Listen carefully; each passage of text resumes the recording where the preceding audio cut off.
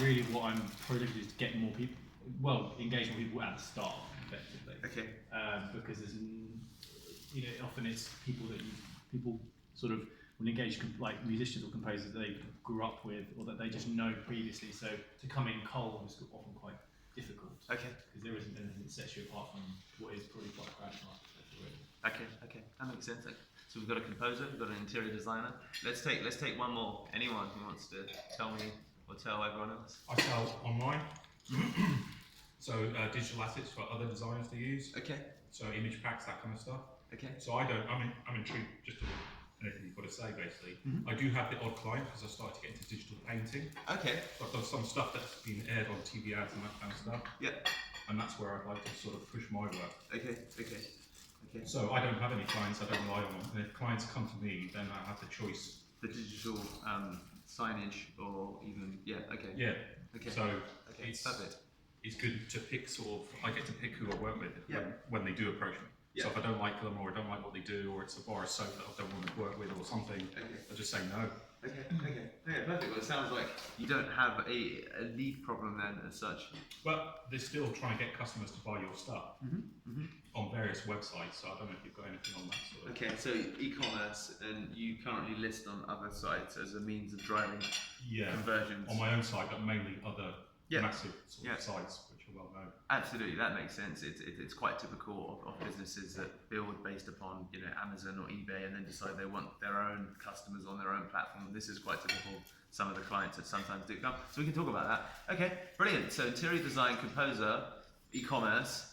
Is there anything else outside of that that's very, very different that you'd want me to kind of go through just to ensure, or does that kind of cover off a lot of bases in terms of? I'm a filmmaker. Okay. And I provide services to the media industry, but also do retail and e-commerce as well.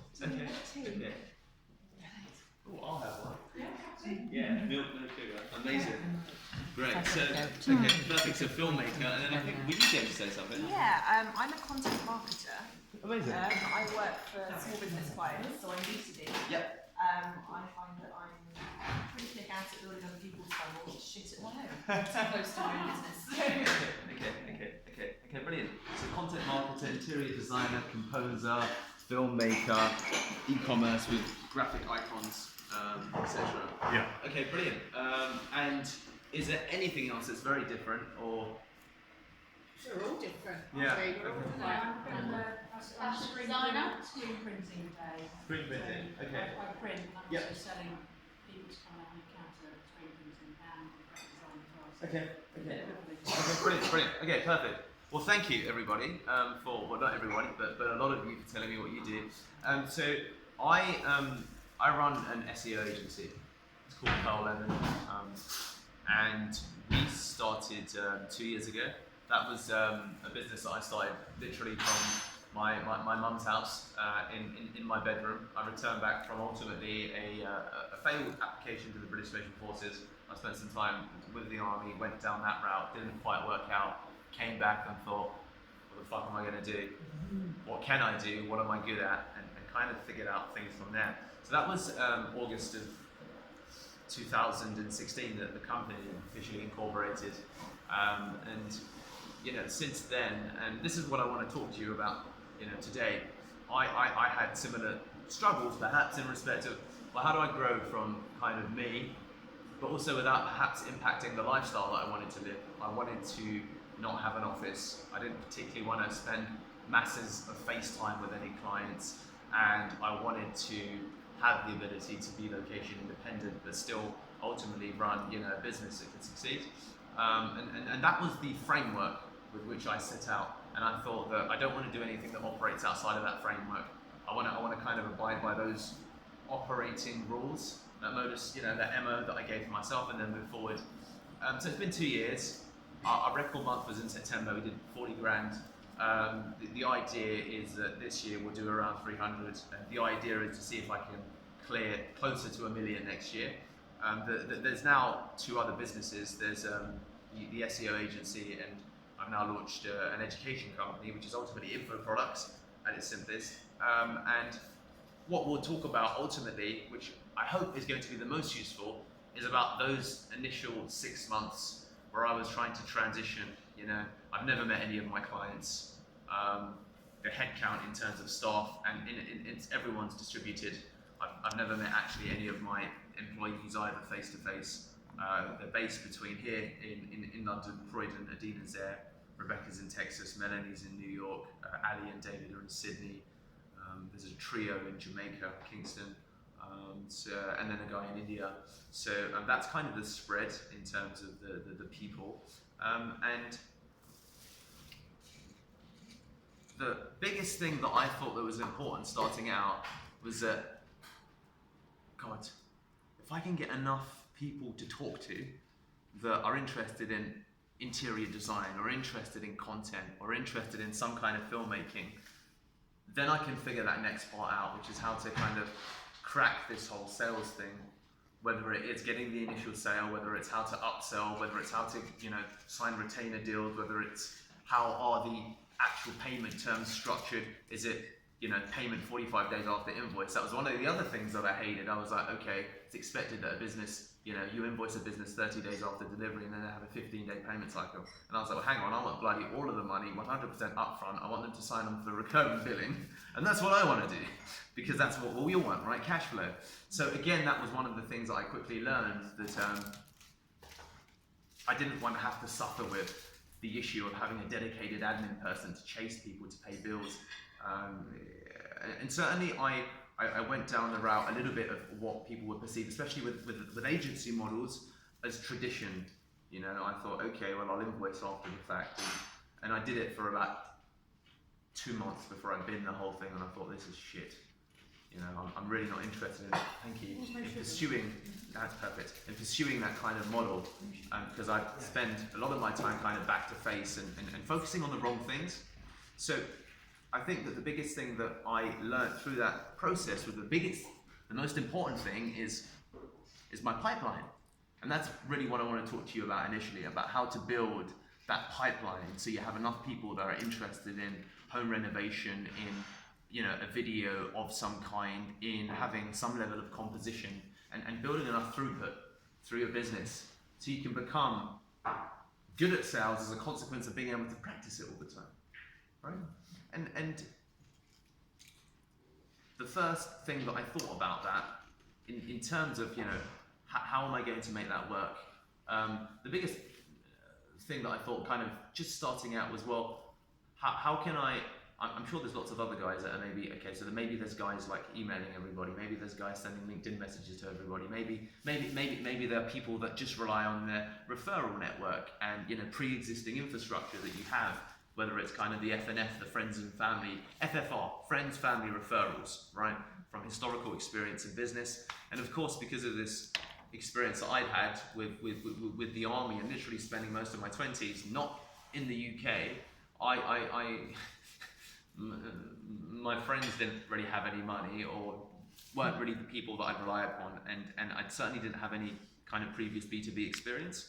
So I thought, fuck, how am I going to get people to send me, you know, a grand? Or, you know, even in the beginning, I was like, if I get someone to send me 500 quid, bloody victory, right? Do you know what I mean? And if I get them to send it and not squabble and get through that awkward moment of, okay, so what are your rates, Deepak? Or how does it work? Or, well, you know, now I guess we should talk about, and you hear that tone of voice and you get into that space where you have a little bit of butterflies and you're thinking, oh, fuck. Of course we've got to have this conversation, which is about that transactional moment, which all of us have to work to get ahead of, and we also all fear when it comes to, okay, well, it's very nice when you hear the sales pitch, but the difficult part is actually conducting the transaction, because that's how the value is actually delivered. Otherwise, it's a horse and pony shit, right? This is what I could do, this is what, you know, is possible, but, you know, you want to make sure that you get paid for it. So what I thought about in the early days was, well, what is it that I'm doing to really differentiate myself for kind of Joe Blogs? If Joe Blogs is looking up, for example, Pearl Lemon, or if Joe Blogs is looking up Deepak Shukla, what is there about me that, you know, certainly if I want to get beyond the kind of, you know, the kind of Gumtree buyer, let's say, what is it that people could look up about me that really clearly differentiates what it is about me as an interior designer that's actually different from everyone else's interior designing? How is it that I can transform some of the sales pitches that we have and that we develop, but put it out there online? And what I began to immediately realize that, well, okay, I need to act like an individual in all the things that I do, because everybody wants personal service. But I would need to look and operate like a company. So I thought, okay, well, what do companies have? Companies tend to have reviews online.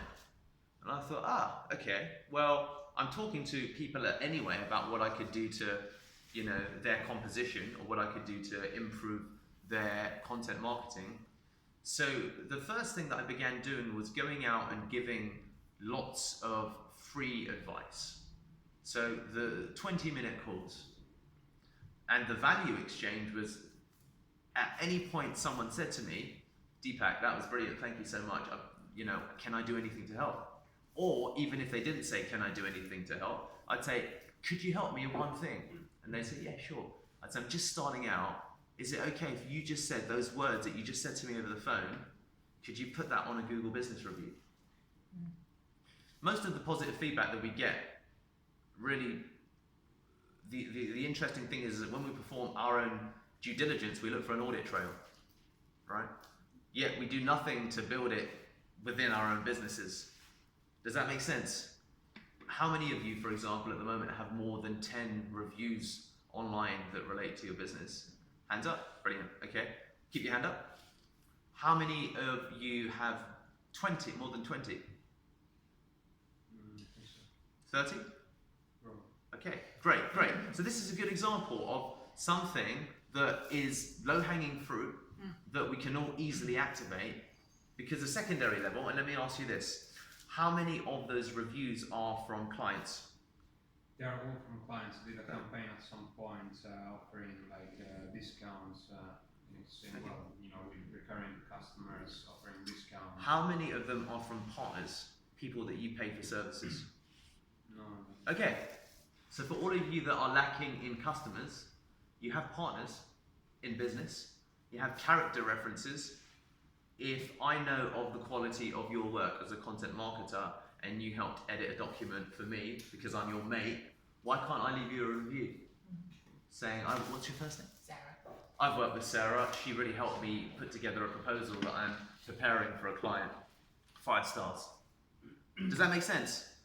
So that for all of you that don't feel that you've got customers, or that you've got customers and they're a pain in the ass to get reviews from, because they are, people are lazy, people that you work with as partners will do it for you. So that's the lowest hanging fruit in terms of gathering reviews. Second thing I want to ask in line with that is, where are you, what platform are your reviews upon? Google Reviews and Trustpilot. Okay, cool, brilliant. So Google Reviews and Trustpilot. Yeah. And if you're unsure of the reviews that are relevant to your industry, this was the second thing that I began to do before we come to the kind of outreach process, was that I thought, well, what are the businesses that are making money doing? So the second thing that I did once I began capturing a couple of initial reviews, I googled SEO Agency London. I looked at the first 5 companies, and then I opened up new tabs. So let's just say salt, pepper, and spice. I opened up salt, pepper, and spice. I typed them into Google, saw all of the websites they were listed on. I put them into a spreadsheet and I began creating profiles on every platform I saw them listed on. They were listed, I discovered this whole world of agency listing directories that I didn't know existed. I was like, oh wow, there's this place called Clutch, Agency Spotter, Design Rush. We're now the UK's #1 e-commerce agency, as according to Design Rush. Who knows how they decided that was determined, because they never reached out to me. I am on their platform, I have got reviews, but I am at the top of their listing. Can you imagine how powerful that is in a sales call? The only way that I discovered that was just by literally that initial process. What are my competitors doing? What are the websites that they're listed on? Because they're bigger than me, so I guess they must know a little bit of what they're doing. And then if I look at 3 or 4 of my competitors and I go through page 1, page 2, I'll do 2 pages of Google. I'll do the first 20 listings across 3 different agencies, and I'll figure out all of the profiles that they're listed upon. And then I thought, well, because you maybe got a client, right? Maybe you're making £1,000, you're making £2,000, so you've got kind of some level of cash flow, or maybe you haven't, right? And I was looking at this at the same time as thinking, fuck, I'm 30 years old, I'm Indian, and I'm at my mum's house. This is terrible. My dad's there, it's like, and my dad's like, Deepak, we're so happy you're home, but what's the plan now? It's like, what are you doing? It's like, the army thing, it didn't work, now you're home.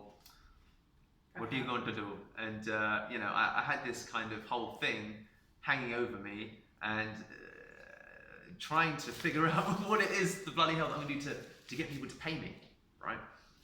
So the other thing that I thought, because I'd made maybe my first 1 or 2 sales, and I thought, well, I need to, if I'm going to build a pipeline, and I want to do all of these other things in parallel, I need to kind of create leverage to help me really be able to focus on the aspects of, because what happened was that I began to look at all of the stuff that's important, but it's still perhaps admin, one would argue. It's necessary and it's important, but it's still admin. So the next thing I did is I thought, well, one of the things that I want to do is be location independent. But I'm gonna have things that need to be done that aren't, the highest leverage activity. So I began looking and thinking to myself, well, where can I find someone who's really good, who's really cheap? And I did the initial I asked around, I looked on job boards, and I looked at what graduates want. I even looked at, I was like, okay, even a tenner an hour is like a tenner an hour, when I think that, it's just putting a profile online. So the next thing I began to do is I began to look online at some of these directories, because there's also freelancing directories, right? I began to look at hiring through these online directories. So I thought, right, can I find someone who is like $5 an hour, who's really good, who understands the internet, who's maybe like 20, 22. I want someone who lives with their mum, like me, because they're not worried about money. I want them to be a student, maybe doing an art type degree. That means they're doing 7-8 hours a week, but they're ultimately trying to make some cash. And I thought, where would that person be? And I thought, well, that's not going to be in fucking England, because they're going to want a tenner an hour. And I thought, well, where can I go? So that was the actual inception of how I initially built my entire team. Because I then began specifically searching for resources that fit that worked within that criteria. And then I discovered, when you go to a place like Jamaica, and you can look at platforms such as Upwork, people per hour, free, because there's lots of people that have the same problem that we have, right? That they're like, okay, I'm making money, but I want to grow, so I'd rather take regular work in absence of trying to charge a fee, because most people have a lead generation problem and a sales problem. The delivery problem for a lot of people isn't a problem. They're like, I can bloody deliver, but I need some clients. Otherwise, what's the point of being able to deliver? The irony is that I didn't know how to deliver, really, the SEO. I knew parts of it, but I thought I didn't know how to deliver beyond one person. I was like, I could work really well on one website, but as soon as I get 4 clients, I'm kind of left. What is it that I do? So Rebecca was actually a stay-at-home mum from Texas who wanted to stop her 1.5-hour commute to work one way and an hour and a half commute back. And I found her listed on Upwork, and her rate was $4 an hour. And I thought, fuck, I can afford $4. I can afford $4 an hour. Upwork. I thought, I can afford $4 an hour with 50 quid. Jesus Christ, that's quite a lot of hours actually.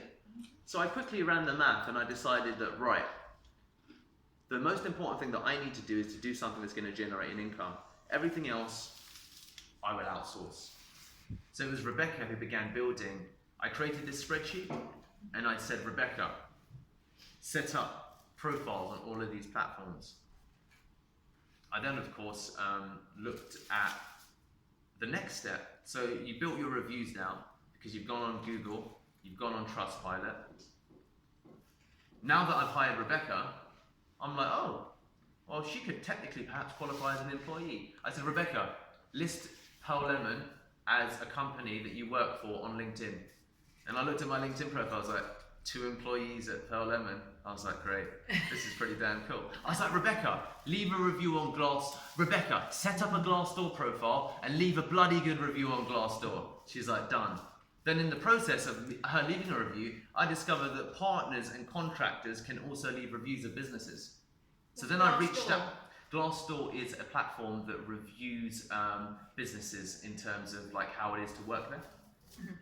And it ranks very well in Google. And I discovered that some of these bigger agencies, when you look them up, they have Glassdoor profiles. And then I was like, oh, okay, they've got 17 employees have left actual review of X business. And then when I began to look deeper still, I realized that some of these people weren't employees. They were like someone who'd worked there for 2 weeks doing a fixed job for 60 quid. And I thought, well, why don't I do the same? So there began a process whereby, if you were to look up Pearl Lemon now, we've got over 200 reviews online across multiple platforms. 50% of them are from this process that I've just outlined to you, because that was the lowest hanging fruit in the beginning. And that was something that I began to see amongst the better businesses that was something that was very present and certainly absent from my own profile. Because of course, when you want to go into a level of client perhaps where you're asking for 2-3 grand a month, it's perhaps going to be a marketing manager who's selling you to the guy who signs off the contract. So what's the name of your content? Sarah. No, what's the name of your content marketing agency, Sarah? There isn't one. I'm a freelancer. No, perfect. It's just So me. what's your last name? Branders. So when I'm looking up Sarah Brandis, they'll be like, so who's this Sarah Brandis chick? And they'll be like, this is who she is. And then loads of stars and stripes start appearing. It's very much easier using those processes to then get yourself sold internally, because people look you up, and a busy business manager doesn't have the time to do that level of granular due diligence. They just look you up, see that you've got Trustpilot, you've got Google Business Reviews, you've got 3 reviews on Glassdoor. They're like, well, Sarah must be a legit outfit. Okay, fine. If you think she's good, fuck it, let's do it. If I look you up and I see a crusty old LinkedIn profile and nothing else, then I'm like, well, the other girl, Sally, had all this stuff online about her. Does that make sense? Mm-hmm. The biggest thing that a lot of people do or don't do before they start doing outreach is how to position themselves. So the positioning was the first thing that I began to work on. Now, does anyone have any questions about that before we move on to talking about actually reaching out to people and building stuff around that? Okay. So the next part of it, I think that once I discovered that I could hire from Upwork, and I discovered that I could put my own profile up, in the early days I thought, well, where else is it that I can put a bloody ad up? So I put my profile up on Upwork, I put ads out on Gumtree, I put ads out on Craigslist. And I began following exactly the same process. When I mean the same process, I looked at people on Upwork who were doing really well in my niche. I'd look at 3 of their profiles, I'd figure out what was effective, and I'd bloody copy. I would copy and improve. I would do the same thing on Gumtree. I'd try and be like SEO person, and then I'd look, well, who else is putting stuff up on Gumtree? Well, there's people doing probably content marketing, there's people maybe doing interior design. Who's paying for ads? What's your name, sir? Steve's paying for ads. Fuck it, Steve must be making money if he's paying for ads. All right, let's have a look at his profile. Okay, I'll nick that, I'll nick that, I'll nick that. Steve's got a nice smiley picture. I've got one that's a bit pixelated and I'm doing that. And I'm like, well, okay, Steve looks nice and trustworthy. I trust Steve, fuck it. I need to trust Deepak. My pictures across the board change overnight. If you look me up online,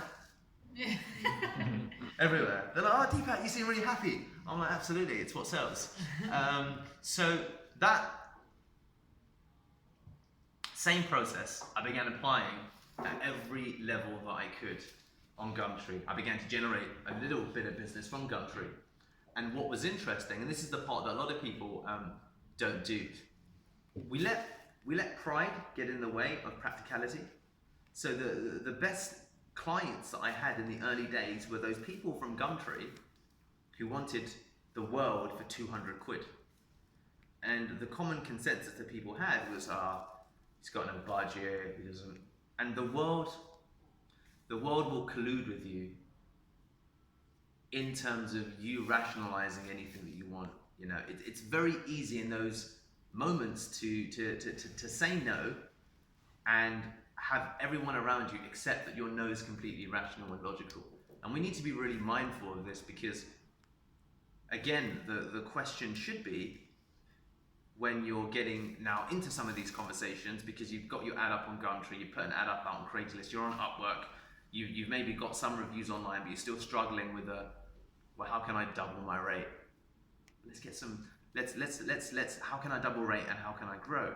So what I began to do with these clients was, I thought to myself, well, hang on, he's got 200 quid.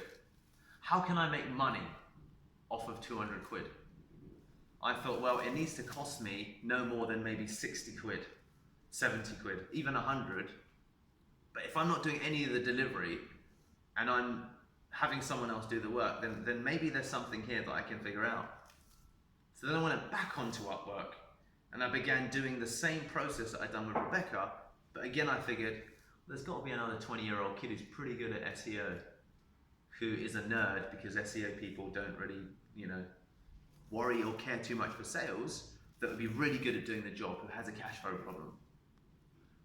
And that was the beginnings of how I built my SEO team.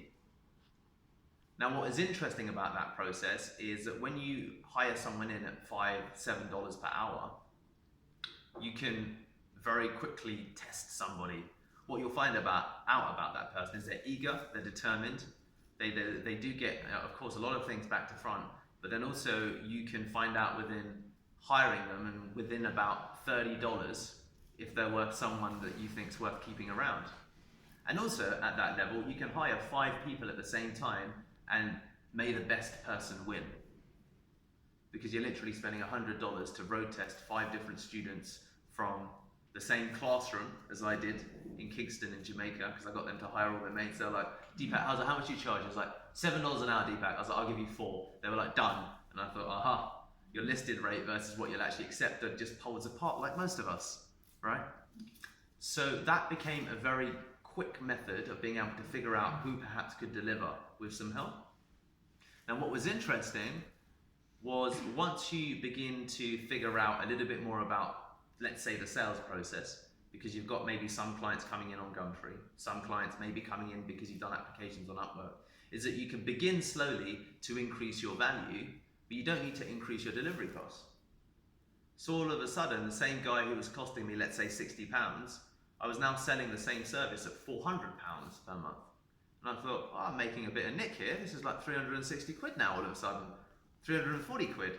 Now following Steve's route on Gumtree seemed like a sensible idea. Gosh, I'm so glad that I've tweaked those bits in my profile. And that process is something that a lot of us shy away from doing. We say no to things.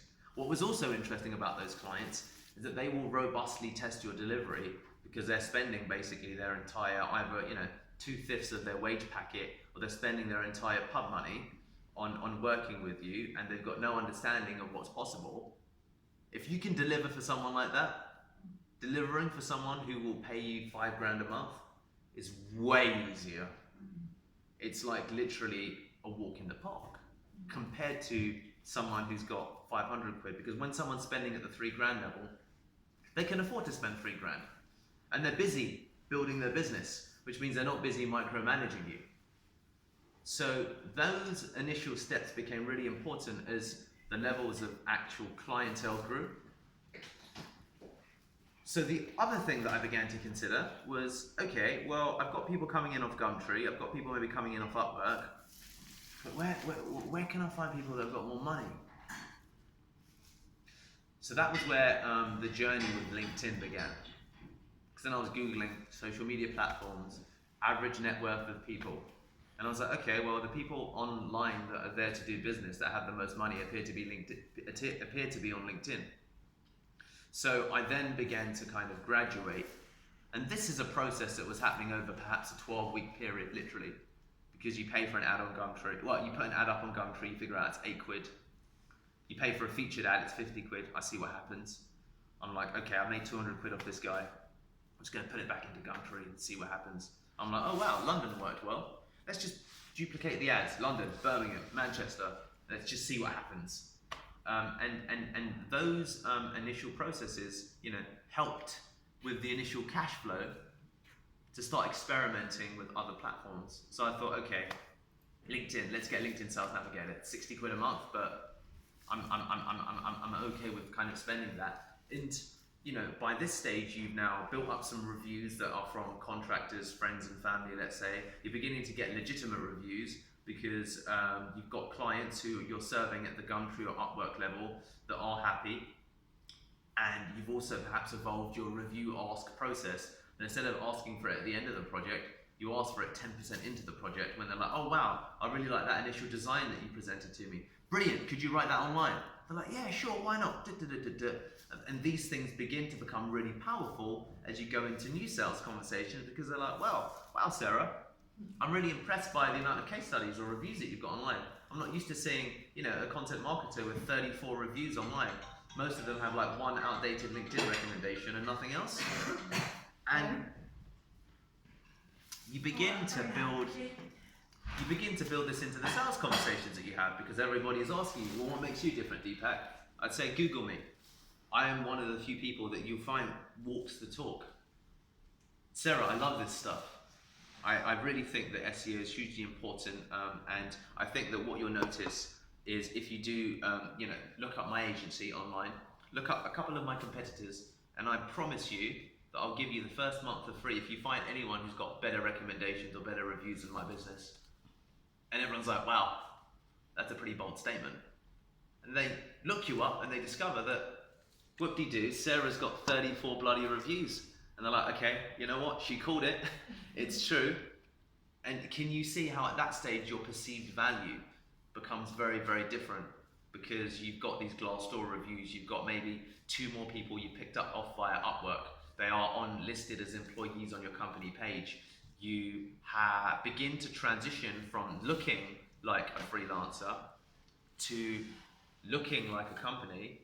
And actually you are a company because you've got people that you're paying. And you know, Lincoln, who's in my team now, he's a guy that I pay, he's $5 an hour. There's people that are right from the scale of $2 grand, probably is the top that I pay.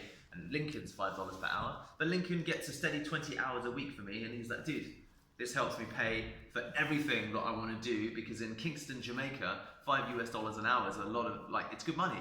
You do a lot with that as a 20-year-old.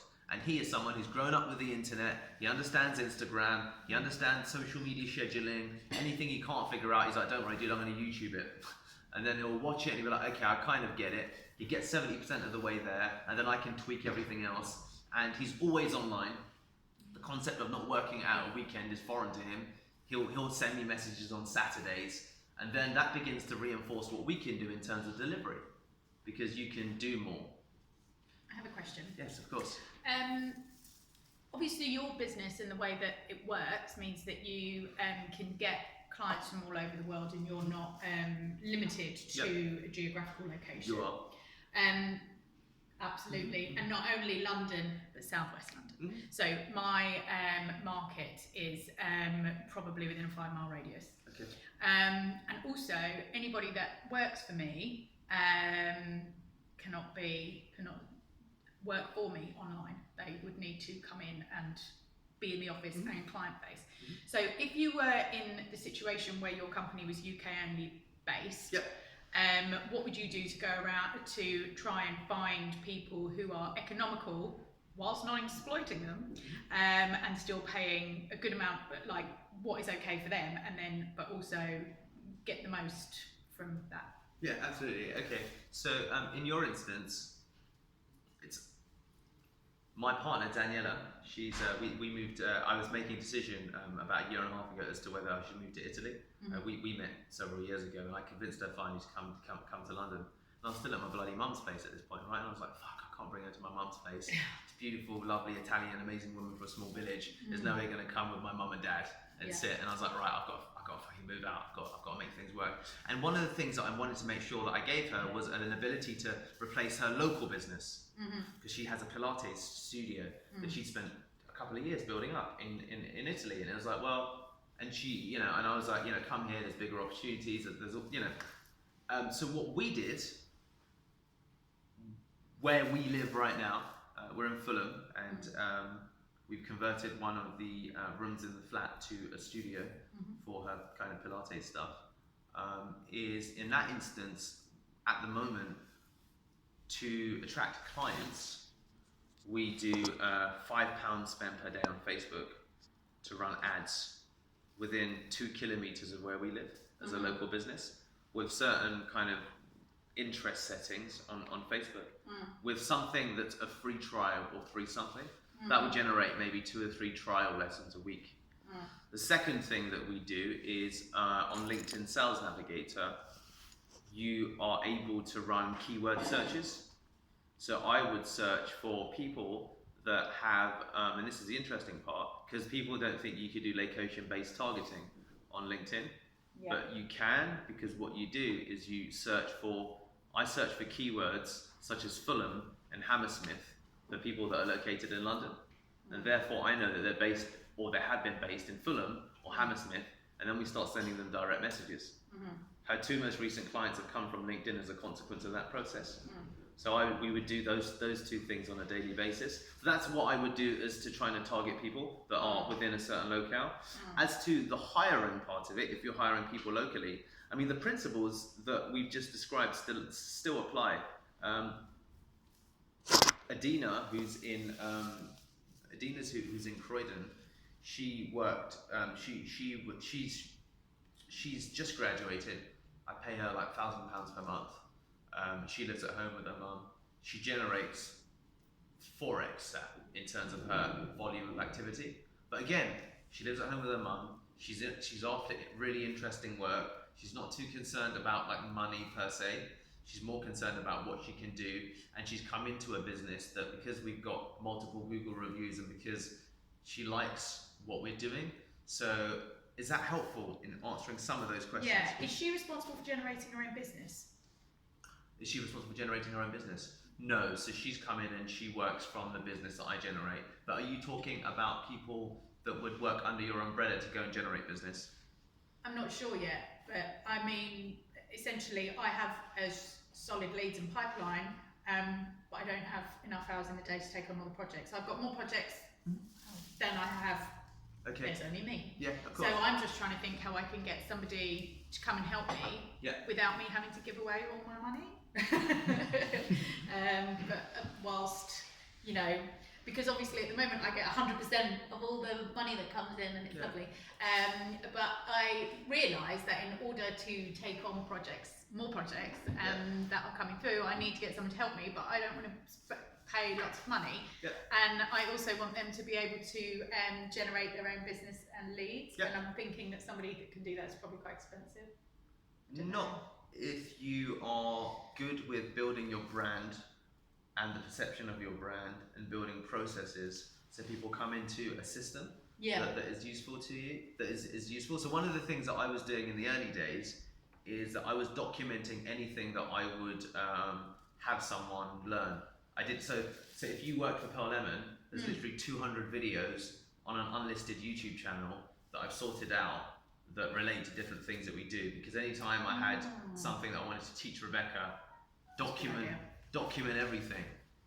Document absolutely bloody everything, because then there's a level of competency that you can make sure that someone has coming into your business. Yeah, I'm really worried that if I hire someone, I'm going to have to spend all my time training them instead of doing my work. What, do it once and do it well, but record everything that you do. Yeah. And then that will solve 70% of that. And that's really been one of the ways that, you know, we scale.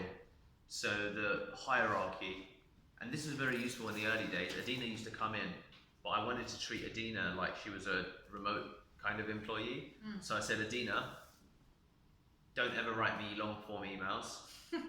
Only send me videos if it needs a technical explanation. So, you know, that was very useful. And then internally, like, the preference has always been WhatsApp. I said, no meetings, no booking in the calendar. If you have a question, send it to me on WhatsApp. Yeah.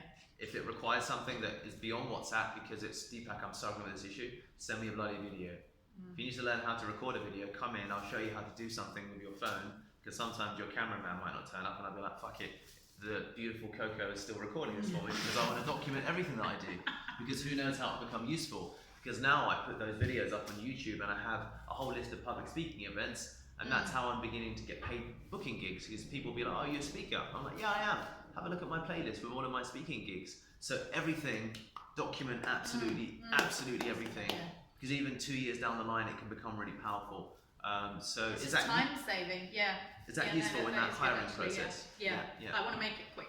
Absolutely. I don't want to spend all my time training somebody, And- even though I'm a complete control freak, because obviously it's my Yeah, business and I don't want them to. Yeah, bother absolutely. I mean, anyone will of course never have the complete quality that you bring, but you can vet a lot of that if you document your process and do it by video. Documents, people don't bloody understand them. Yeah. My ability to close clients at bigger deal sizes also began to change when I began to send video-based proposals.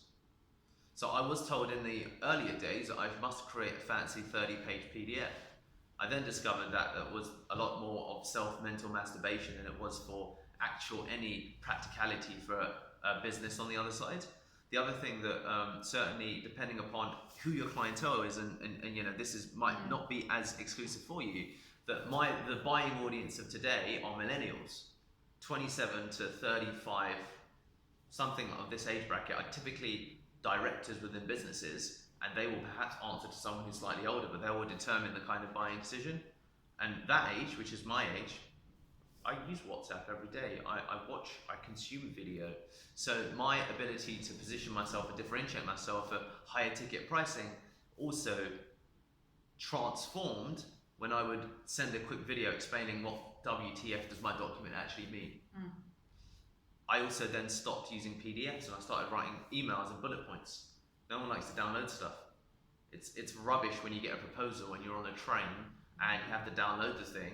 You'd rather just see a load of bullet points. And I would anticipate, so if you read my proposals, what you get, how much it costs, why it costs that, how many hours of work that is, the reviews that we've got online, why us, what makes us different, literally, and then potentially a video sometimes, not always now, because I've built up so much social proof that people are like, well, it's fine. But that was something else that began to increase the throughput of actually getting closer to the deal. Less jargon also helped. So that those things have been very powerful as well. So I began to transfer what I was doing internally to clients. That was also massive with some of my higher priced businesses that I work with, like LoanPig. These guys give us like $5 grand a month, for example. It's a lot of money, right? So with him, whenever I have an update, I'll send him a voice note. He loves it. Yeah. He's like, Deepak, I know what I need to know. I'm a busy guy. Fine, done, got it. He said, so if 10 days in, I'll be like, hey Andy, quick message just to let you know, keyword rankings have improved overall by 7 places this week. We're seeing a spike in traffic here. This is an issue that we're experiencing, but we're working on it. I'll be in touch Monday, bye. And he's like, love it, thanks, cheers. And that increased my ability to effectively communicate without needing to sit down, to write an email, and to do a lot of these things. So that has also been very useful when I began to realize that people are humans first and communicate in the lines that they use. And a lot of people worry that as you go up the hierarchy of kind of spend, that people don't do that. But actually they do. I still do this with Lauros in Berlin. These guys pay us 5,000 euros. I just send out voice notes. Or I get my SEO team to send me screenshots on WhatsApp. And then I just forward them the screenshots. When it's good. When it's bad, I don't forward them the screenshots. I ask what the bloody hell's going on. What can I tell them? Or what's going on? Yeah. So there's always kind of that kind of dance to it. Does that help everybody in terms of understanding kind of some of the processes and the journey that I went on? Before we move on to kind of like the sales side, or rather talking about some of the tools that you can build to build pipeline, is there any questions that you have that have come out of some of the things that I just spoke about? No? Okay, cool. Step back as well, I'm sorry. Yeah. No, go. Looking forward to a TED talk. Oh yeah. Are you going to do one? I've done one. It's already online. Yeah. That came as a consequence of LinkedIn actually, and all this stuff that we've been talking about. So you can have a look at. Yeah, one of my clients does TED talk training, and I was listening to it. Oh, brilliant. Okay, but sorry guys, I didn't realise it was 3:30, 2:30. Does anyone have any questions that you want to ask about absolutely anything before, of course, you head off? I do, but well, No, I just said Upwork. I'm crap at writing, always have English and stuff like that, and I write a lot of blog posts about things that I make. Oh, brilliant. So I'm just constantly trying to churn it out. And I did employ one guy from Upwork I wrote a whole blog post about Scandinavian design. I just wanted him to make it more like proper English because mine's so bad. Yeah. And I had a really bad experience, which just put me off because it was only like a couple of days' work. I thought, I've written it all for you, just need to change the tone of voice, blah, blah, blah. And first he's flat-flooded, then something else happened, then something else happened. So I said to him, I just let him stew because I thought, I'm a designer, no excuses, go to the internet cafe right there if your house is flooded. There's never any excuses for missing deadline.